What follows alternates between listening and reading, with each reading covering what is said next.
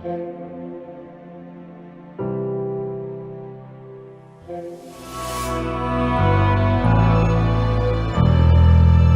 tal, amigos de Canal Foros X? Sean todos ustedes bienvenidos a una emisión más de su programa Filosofando. Y bueno, pues hoy tenemos un gran filósofo también a analizar, Joan Duns Scoto, o mejor conocido también como Juan Duns Scoto, ¿verdad? Prácticamente otro filósofo más de la época medieval, de los que de alguna manera pues fueron marcando huella, marcando el pensamiento, pues prácticamente también que fueron precursores para un pensamiento pues prácticamente moderno, que se da pues en el movimiento de la Ilustración, ¿verdad? Y en el movimiento de del Renacimiento, donde bueno pues se retoman todas estas primeras filosofías, ¿verdad? De esta época griega, de esta época de oro, por decirlo de alguna manera, de la filosofía. Y bueno, pues los invitamos a que compartan en sus redes sociales este programa, que va a estar bastante interesante, y vamos a presentar la biografía de Duns Scoto.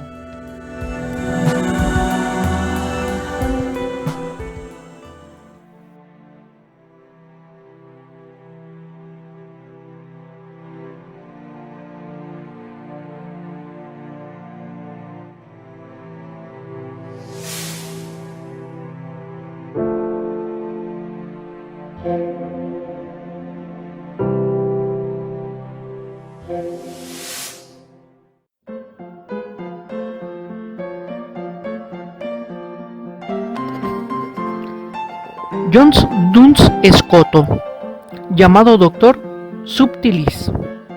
Maxton, actual Reino Unido, 1266. Colonia, actual Alemania, 1308. Filósofo escocés. Estudió en París entre los años 1293 y 1296, y más tarde se trasladó a Oxford. En 1302 regresó a París, aunque fue desterrado al año siguiente por haber apoyado al partido pontificio contra Felipe IV, tras lo cual enseñó en Colonia hasta el final de sus días. Sus textos más importantes son los comentarios sobre las sentencias realizadas a partir de las sentencias del teólogo italiano Lombardo y algunos tratados, entre ellos cuestiones colibetales y sobre el principio primero. El suyo es, junto al de Tomás de Aquino, el sistema más influyente de la escolástica medieval y de origen al escotismo, que compitió largo tiempo con el tomismo. Distinguió, como Santo Tomás, la teología de la filosofía, considerando que ambas eran complementarias y nunca podrían entrar en contradicción, aunque se apartó de aquel al considerar que la teología era ante todo una ciencia práctica y no especulativa. Dio también mayor peso que Santo Tomás de Aquino a los particulares en la teoría del conocimiento, y destacó en la libertad de la voluntad, tanto humana como divina.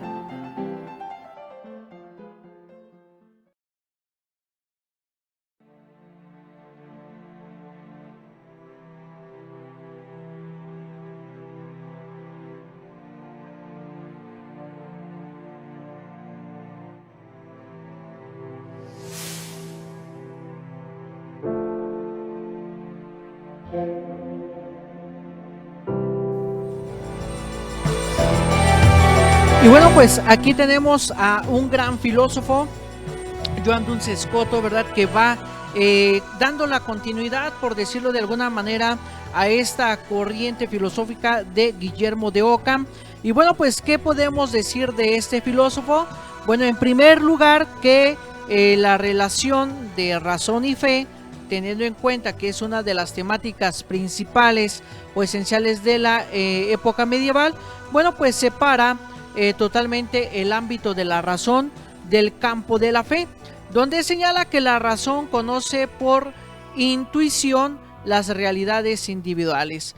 Por la fe conocemos todo aquello que no podemos obtener por la luz natural. En consecuencia, el objeto de la metafísica, el ser en su univocidad, bueno, pues prácticamente es distinto del objeto de la tecnología, de la teología revelada, es decir, de Dios en su mismidad. De aquí entonces que se tiene un problema, ¿verdad? De lo que viene siendo el problema de los universales, donde, bueno, pues adopta Duns Scoto una postura realista, donde señala que el universal, antes de ser captado por el entendimiento, bueno, pues preexiste de forma incoactiva dentro pues prácticamente del objeto, ¿no? Y esto, bueno, pues lo señala dentro de sus comentarios, ¿verdad? Con estas líneas donde dice: digo, en segundo lugar, que no solo es concebido Dios en un concepto análogo al concepto de la criatura, es decir, tal que sea totalmente otro el que se dice de la criatura, sino también en algún concepto unívoco a él y a la criatura. Y para que no se dispute sobre el nombre de univocación, bueno, pues digo que llamo el concepto unívoco al que tal modo es uno de su unidad, es suficiente para la contradicción, afirmando y negando lo mismo respecto de lo mismo. Es suficiente para la contradicción de todo lo que de alguna manera nosotros externemos, ¿verdad? Por él unidos, de tal manera que lo sea por un medio único y que de alguna manera lo concluya, sin falacia de equivocación, que se unen entre sí. Y más adelante, dentro de sus comentarios, ¿verdad?, a esta metafísica de Aristóteles, bueno, pues dice que se confirma también en este cuarto argumento así toda la inquisición metafísica sobre Dios, que procede considerando la razón formal de algo y quitando de aquella razón formal o concepto esencial la imperfección que tiene en las criaturas, y reservando de alguna manera, bueno, pues aquella razón formal de la sabiduría o del entendimiento o de la voluntad. Se considera en sí y según ella misma, y fundamentándose en que esta razón o concepto esencial no incluye formalmente imperfección o limitación alguna, se renueven de las mismas imperfecciones que les son de alguna manera concominantes en las criaturas, y reservada la misma razón o concepto esencial de la sabiduría y de la voluntad que se le atribuye a Dios perfectamente. Luego, toda inquisición sobre Dios supone que el entendimiento tiene un mismo concepto unívoco recibido de las criaturas. Ante esto, bueno, pues dentro de sus comentarios, ¿verdad?, o sentencias, como bien lo conocemos nosotros. Ante todo esto, bueno, pues va generando una teoría del conocimiento, donde, bueno, pues aquí señala que el conocimiento de lo individual, bueno, pues va marcando la individualidad de los objetos sensibles, que es inteligible por sí misma, es decir, la inteligencia tiene la percepción inmediatamente en lo singular.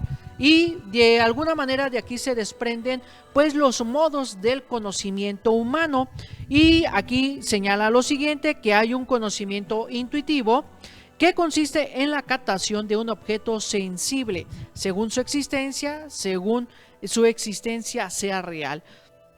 Sentido e inteligencia, bueno, pues captan conjuntamente, cada cual a su modo, la existencia de lo individual que puede ser, y por lo tanto señala lo siguiente, o las siguientes características: pero es perfecto si el objeto está presente, y es imperfecto si no está presente, sino anticipando por la imaginación o evocando por la memoria. Prácticamente, a pesar de que nosotros no tengamos presente al objeto, pero sí conozcamos bien sus características, bueno, desde esta postura tendríamos un conocimiento imperfecto. Por eso se señala Duns Scoto que al buscar establecer cuál es el objeto del intelecto humano, bueno, pues toma en consideración dos posibles respuestas. La primera es aquella ofrecida por Tomás de Aquino, que sostenía que el objeto propio del intelecto es de alguna manera en memoria, es decir, la naturaleza de las cosas cognoscibles por medio de los sentidos. Según Tomás de Aquino, todo cuanto conocemos es fruto del proceso de la abstracción y de forma a partir de la materia, proceso que comienza en los sentidos y pasa a través de los fantasmas. Una segunda respuesta que proviene de Enrique de Gante, donde señala que mantiene que Dios es el premium cognitum, es decir, que se identifica como el fundamento de todo aquello que nosotros conocemos. Así que bueno, estimados amigos, no le cambie, quédese con nosotros, vamos a una pausa y enseguida regresamos.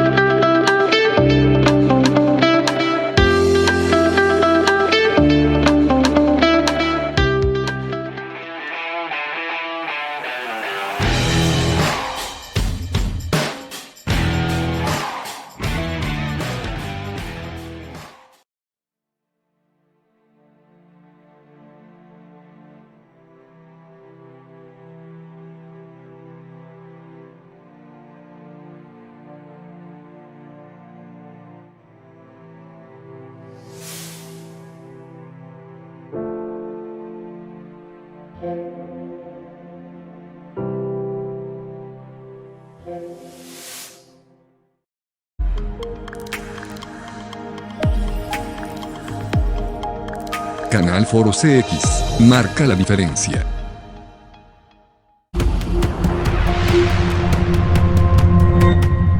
Soy José Luis Jiménez y los invito a que veamos nuestro primer titular del día.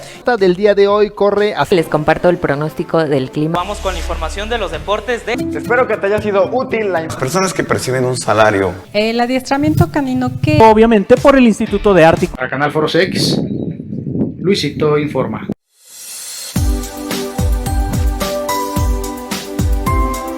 Canal Foro CX, marca la diferencia.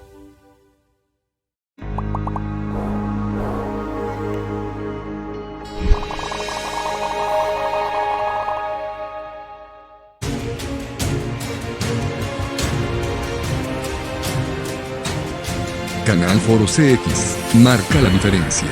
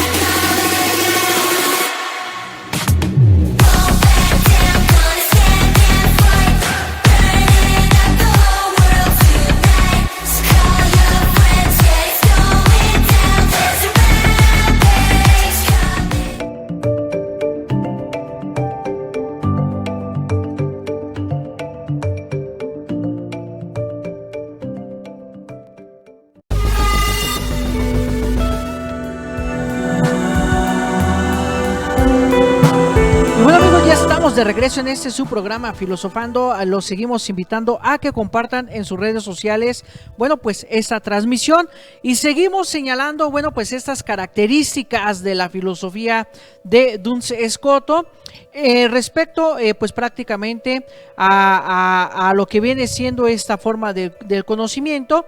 Y bueno, según este autor, para afrontar de manera correcta, bueno, pues esta cuestión, en primer lugar es necesario distinguir aquello que el intelecto humano es capaz de conocer por sí mismo, ¿sí?, de aquello que puede conocer aquí y ahora, en su condición actual, en la cual el hombre es solo y provisionalmente un cambiante.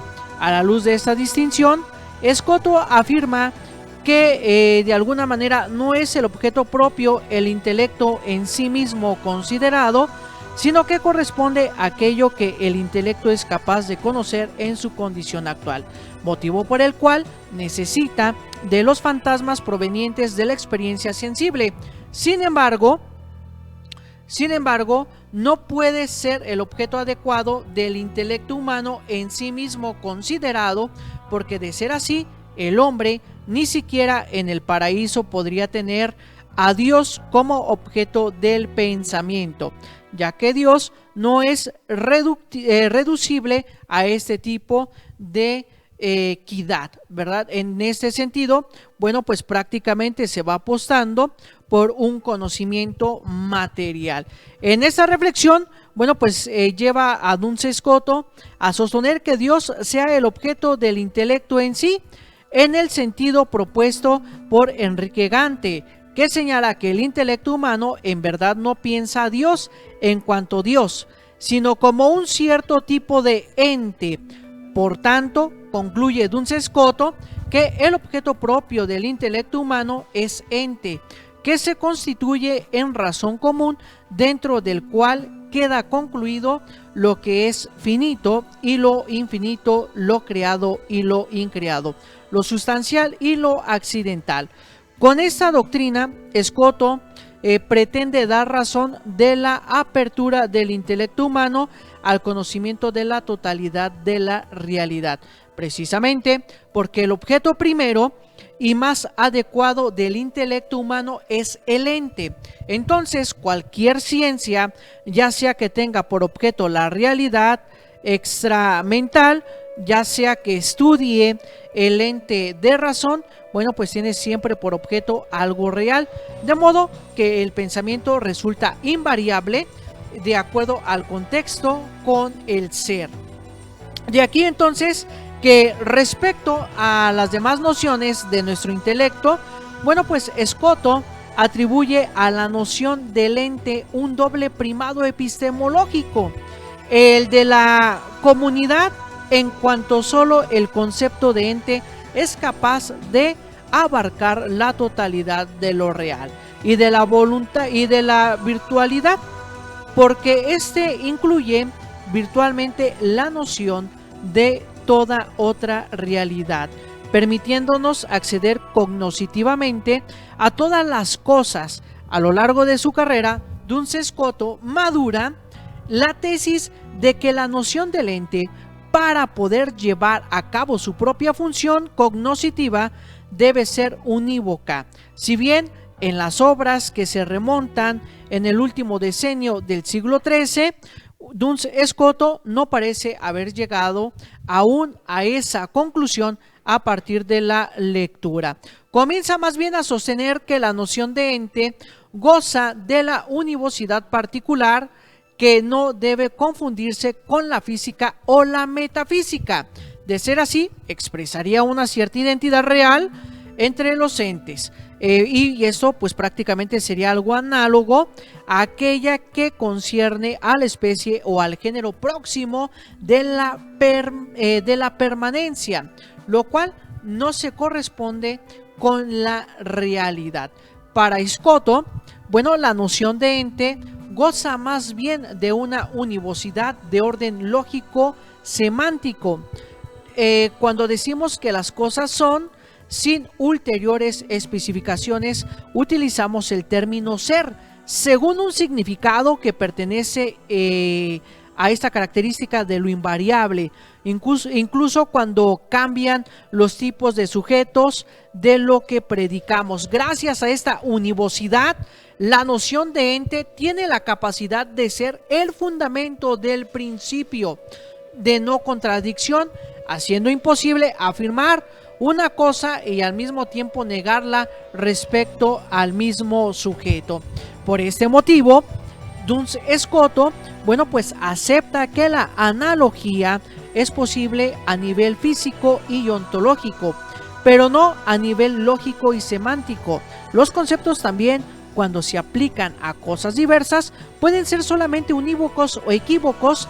De consecuencia, un concepto análogo no sería más que un concepto ambiguo, como sucede, de acuerdo con Scoto, con la posición de Enrique de Gante, quien de alguna manera mantenía que si bien entre el ser de Dios y de las criaturas no hay ninguna comunidad real, nuestro intelecto se forma un concepto de ente, ¿verdad? De una idea suficientemente vaga como para poder ser aplicado de manera ambivalente. En este sentido, analógica a Dios y a la criatura.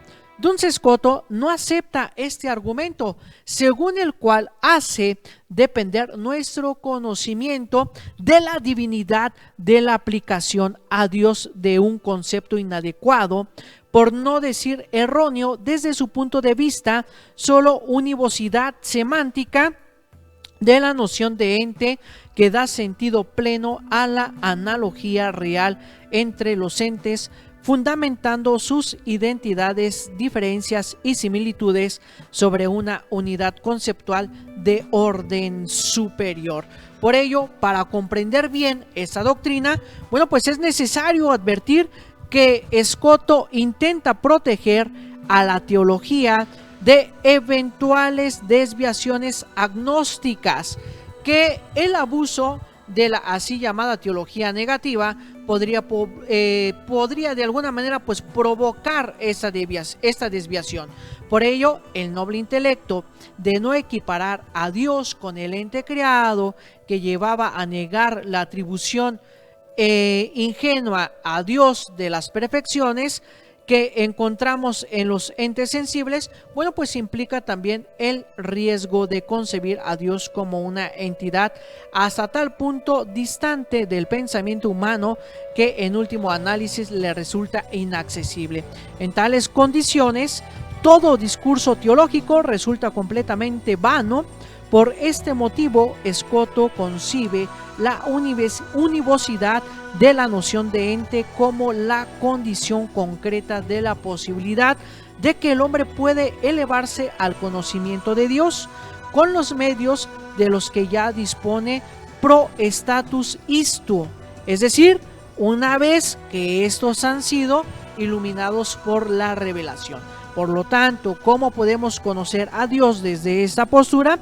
Bueno, simple y sencillamente cuando Dios se revela, ¿verdad?, a nuestro conocimiento. Por ello, de aquí que se desprende el conocimiento abstractivo, que consiste en predecir el primer lugar de la existencia actual y en segundo lugar de la individualidad de lo intuido. Y aquí viene pues nuevamente pues este problema de los universales, donde la noción del universal, bueno, pues es aquello que se dice o predica de muchos, y por lo tanto el universal in re, el universal preexiste en el objeto de forma incompleta o indeterminada. Por ello, el universal in mente, lo que está dentro de la mente, el universal indeterminado se hace completamente predicable cuando es recibido por la mente y reconoce en él la unidad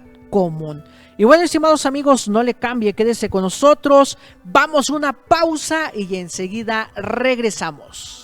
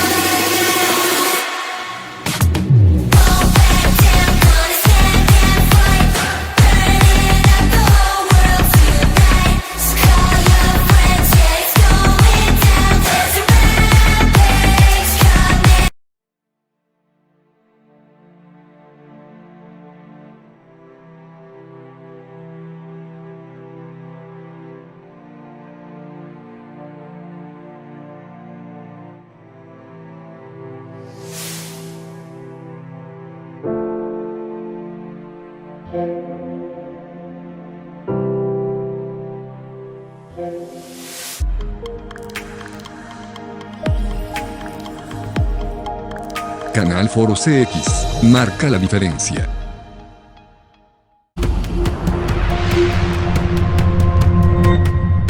Soy José Luis Jiménez y los invito a que veamos nuestro primer titular del día.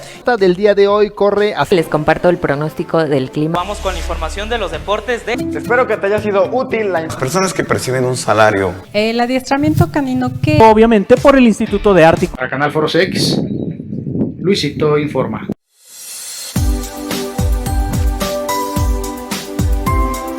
Canal Foro CX, marca la diferencia.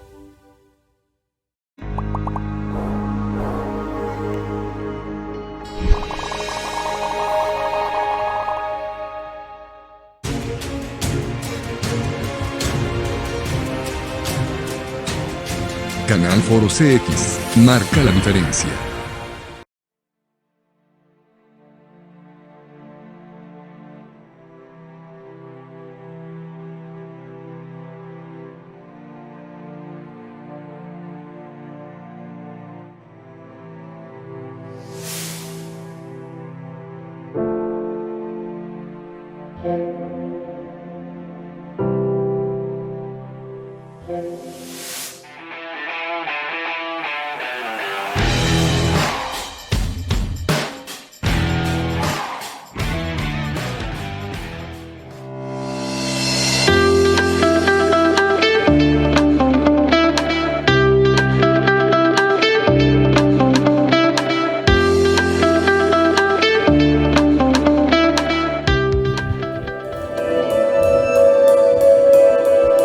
Y bueno amigos, ya estamos de regreso en este su programa de Filosofando y vámonos con nuestro siguiente temita, que es acerca de la metafísica. Una vez que dimos estas características generales de la filosofía de Joan Duns Scoto, ¿verdad? O Juan Duns Scoto, como gusten nombrar, este gran filósofo, pues bueno, de la época medieval, también ya casi a términos, ¿verdad? Y también a términos de la filosofía de la escolástica. Y bueno, ¿qué podemos decir de la metafísica de Duns Scoto? Primero, que el objeto de la metafísica, bueno, pues es el primer objeto de nuestro entendimiento natural en el ser en cuanto ser. Recordando que la metafísica aristotélica, bueno, pues va encaminada a conocer el ser o la esencia, ¿verdad?, de los entes o de las cosas. Por eso el análisis de la fórmula escotista, bueno, pues señala que el ser en cuanto ser es su universalidad. No se refiere directamente a la esencia de los objetos materiales ni implica analogía, sino que supone la univocidad del ser es posible. El conocimiento de Dios a partir del conocimiento intuitivo de las criaturas. Por ello, las formalidades como determinaciones que se conocen como los grados metafísicos presentes en la unidad de lo universal. Por ello, el ser individual no subsiste en virtud de una sola forma, sino que subsiste por la unión de un conjunto de determinaciones o formalidades reales. En el hombre, bueno, pues las normalidades, bueno, se distribuyen de la siguiente manera. Primero, las genéticas, ¿verdad?, que son sustancialidad, corporeidad, vitalidad y sensibilidad. Segundo lugar, las específicas, que vendría siendo la racionalidad. El tercer lugar, las individualidades, que vendría siendo la aceidad o esteidad, ¿verdad? Prácticamente aquí estaría el ser o la esencia de los objetos. Por eso, de todo ello hay una distinción formal, aparte rey, ¿verdad? Pero bueno, ¿cómo se distinguen estos grados metafísicos del ser individual o de la parte externa? Bueno, según los escolásticos, solo eran posibles dos tipos de distinciones: la distinción real y la formal o de razón, con exclusión de un término medio. Para Scoto, la distinción formal, aparte rey, es intermedia, porque las formalidades, siendo físicamente inseparables en el sujeto, son distintas racionalmente, pero la distinción formal tiene por funcionamiento la propia realidad estructurada en grados metafísicos. Por ello, el ser creado como compuesto sustancial de materia y forma, según Duns Scoto, la materia no es la pura potencialidad del ser, sino que posee actualidad propia, y la materia no es un principio aplicable solamente al ser corporal, sino que se extiende a todo ser creado, sea corporal o espiritual. Todo ser es creado y encierra una parte de la potencialidad, y ya esta potencialidad universal de lo creado, bueno, pues prácticamente es la materia. Por ello es el principio de este principio individual, ¿verdad? Este principio de la individuación, ¿verdad? Que no es causa por la materia marcada por la cantidad, que es el principio de individuación.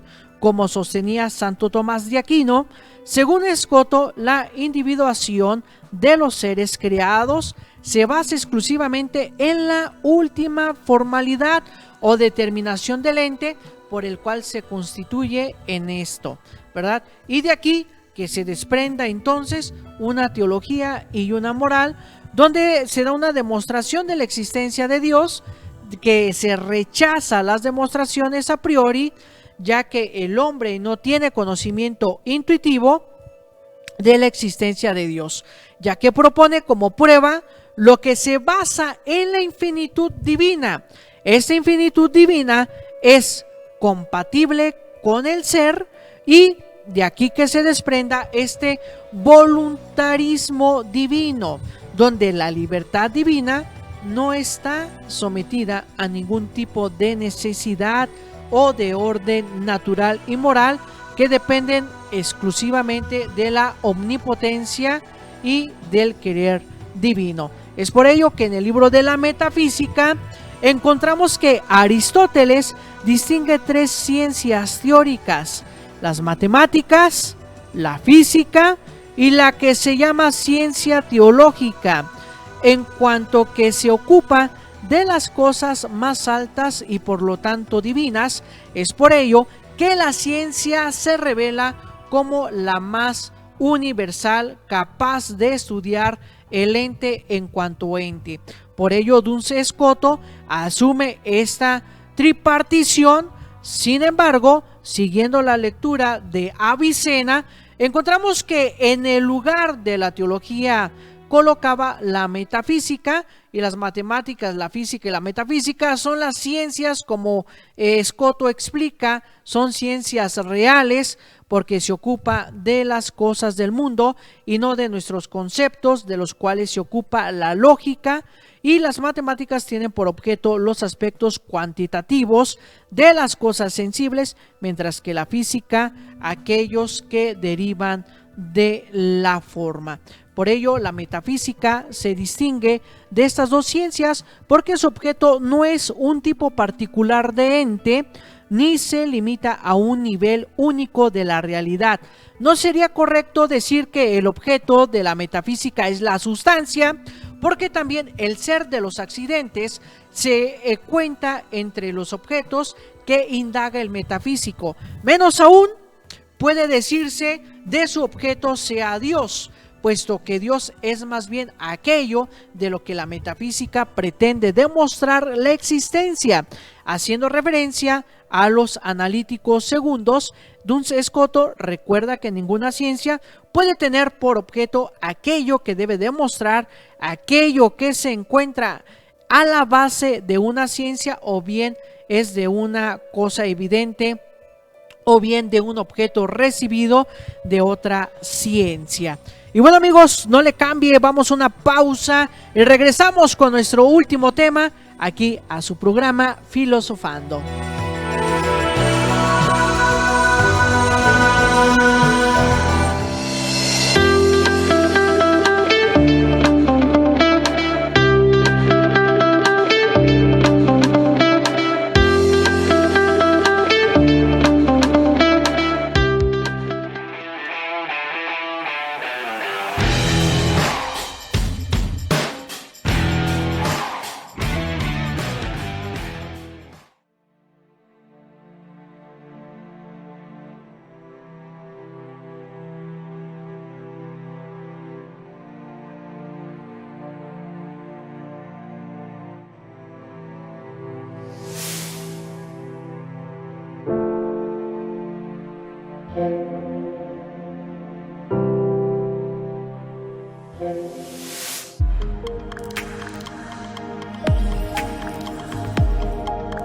Canal Foro CX, marca la diferencia.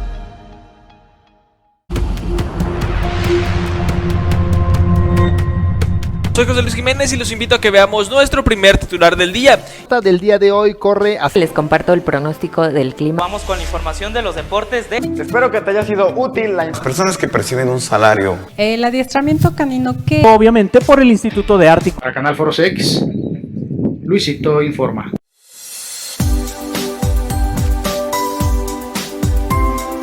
Canal Foro CX, marca la diferencia.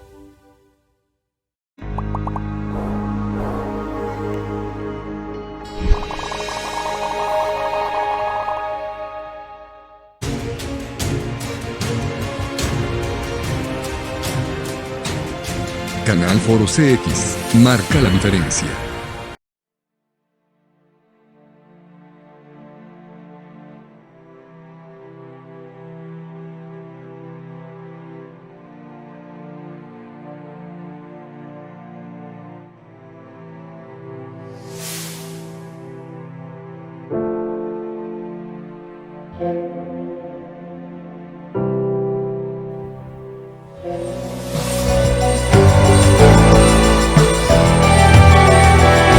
Y bueno amigos, estamos en la recta final de su programa Filosofando.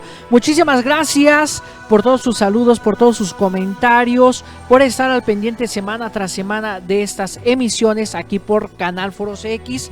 Y bueno, pues vámonos al último temita, a la filosofía de la naturaleza, donde señalamos o podemos decir que si bien Duns Scoto no realizó propiamente un comentario a la física de Aristóteles, sí se ocupó constantemente de temas de filosofía de la naturaleza, proponiendo algunos desarrollos originales de la doctrina hilemórfica de Aristóteles. Además, aunque puede resultar extraño al lector moderno, Scoto encontró en la investigación teológica sobre los ángeles un contexto privilegiado para ocuparse de la física. De hecho, entre las preguntas típicas de la angelología escolástica destacan las investigaciones sobre el modo en que los ángeles pueden ocupar un lugar y sobre la dimensión temporal con la que se puede medir su ser y sus operaciones. Al tratar de resolver esos problemas, Scoto tuvo la oportunidad de repensar a fondo las doctrinas sobre el lugar y el tiempo heredadas por Aristóteles. Ante esto, bueno, pues Duns Scoto no duda en considerar que todos los cuerpos del mundo sublunar están compuestos de materia y forma, y por el contrario le parece más difícil establecer si también lo están los cuerpos celestiales. En efecto, encuentra plausibles los argumentos con los que la filosofía pagana defendía la tesis de la inmaterialidad del cielo. Sin embargo, le parece claro que el relato de la creación contenido en el Génesis induce a creer que el cielo y la tierra están hechos del mismo género material en cuanto al estatuto ontológico de las sustancias espirituales. Duns Scoto parece haber sostenido las opiniones opuestas a lo largo de su carrera. Por ello, en las cuestiones del tomo 2 y del tomo 3 de Ánima, bueno, pues se remontan al primer periodo de su actividad docente y que se alinea con el pensamiento de muchos maestros franciscanos del siglo XIII, defendiendo la tesis de que incluso los ángeles están compuestos de materia y forma, utilizando prácticamente los mismos argumentos de Gonzalo de España.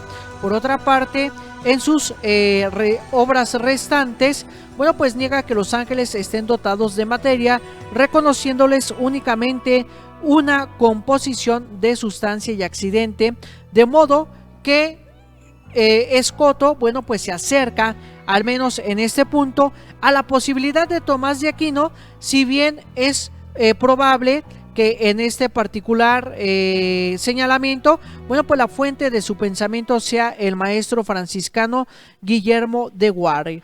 activo en Inglaterra en el último decenio pues del siglo XIII, allí, ¿verdad?, mejor conocido como Guillermo de Ockham. En lo que respecta a la naturaleza de la materia, podemos señalar que dentro de su filosofía se opone a la tesis de Tomás de Aquino, según la cual la materia sería en sí misma una entidad puramente potencial. Si esto fuera así, señala que ésta no podría desempeñar el papel del primer sujeto del devenir físico y que el mismo Aristóteles le atribuye en la física. Por lo tanto, la materia debe ser concebida más bien como una entidad real y positiva que funda el devenir físico en virtud de un ser propio, independiente de la forma.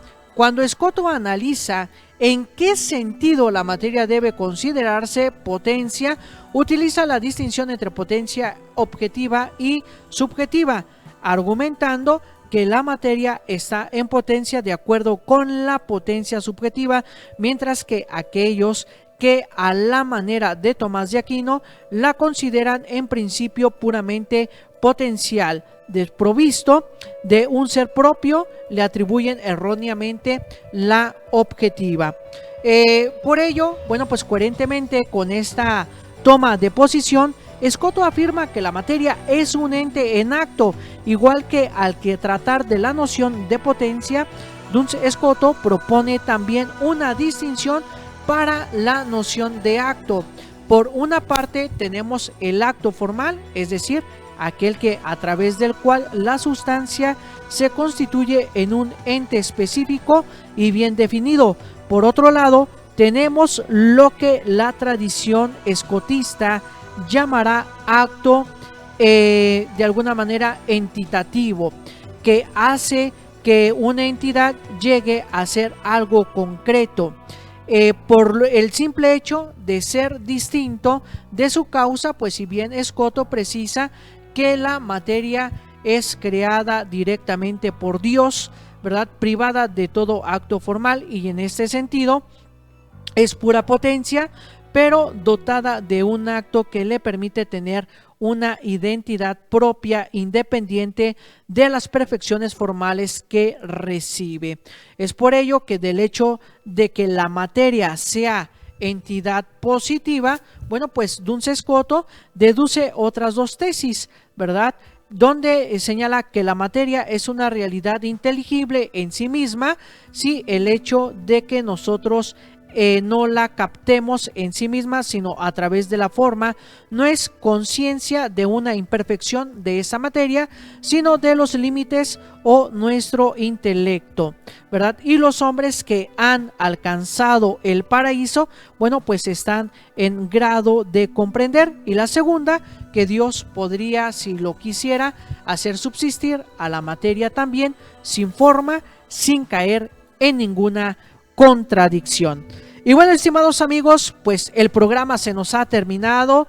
Hemos abordado a grandes rasgos, bueno, pues esta filosofía de Duns Scoto, que de verdad es muy rica, es muy amplia, y bueno, pues aquí solamente pues damos estas características generales para adentrarlos, ¿verdad?, pues a esta hermosa disciplina del saber que es la filosofía. Y bueno, estimados amigos, pues no me queda más que agradecerles a todos ustedes por su atención, por su preferencia y por estar al pendiente semana tras semana de las emisiones de este programa de Filosofando. Y bueno, amigos, pues me despido de ustedes, su amigo Jorge Gasca, y ya sabe que usted y yo tenemos una cita más aquí en Canal Foro CX.